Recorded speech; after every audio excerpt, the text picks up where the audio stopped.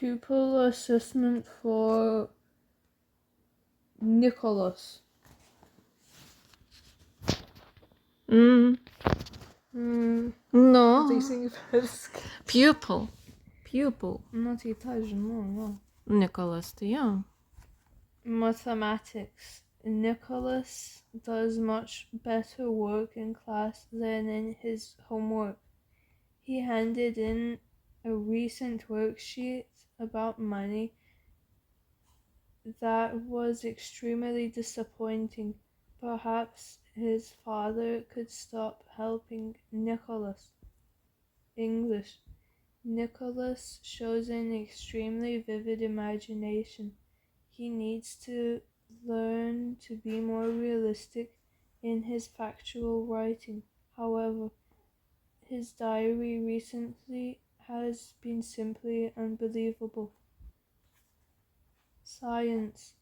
Nicholas has a good knowledge of habits and appetites of many animals.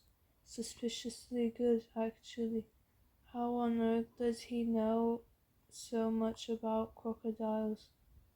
Music. Nicholas shows some ability, but he needs to get over his reluctance about singing in public. I'm not sure what is putting him off, as he has a good voice. So it's supposed to be a joke book. Yeah. I wouldn't say it was really funny. Lesson 3. History. History may seem to be only about boring old things, and that happens a long time ago. But think about it. When these wars and plagues and beheadings were actually happening, it was probably quite exciting. Everything that's happening now here today is going to turn into history someday.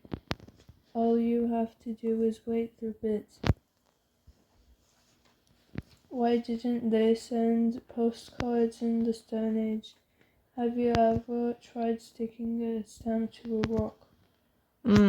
Stamp. I wonder where that came from. There is no paper in Stone Age.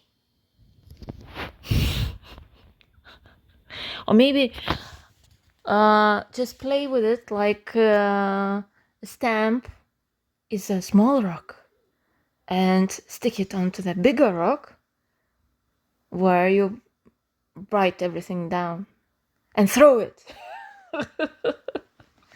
Kokį lapuką.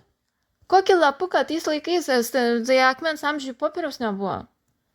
Lapuką. Ai, medžio lapuką. Ale, jo. No. What happened when the wheel was invented? It started a revolution. Which queen burped the most? Queen Victoria. How dare you to make jokes about the queen? I bet she didn't read it. No. I wish I'd been born 1,000 years ago. Just think of all the history I wouldn't have to learn. True. Good morning, cried Mr. Ellis, flashing his best smile. You must be Mrs. Tibblethwaite.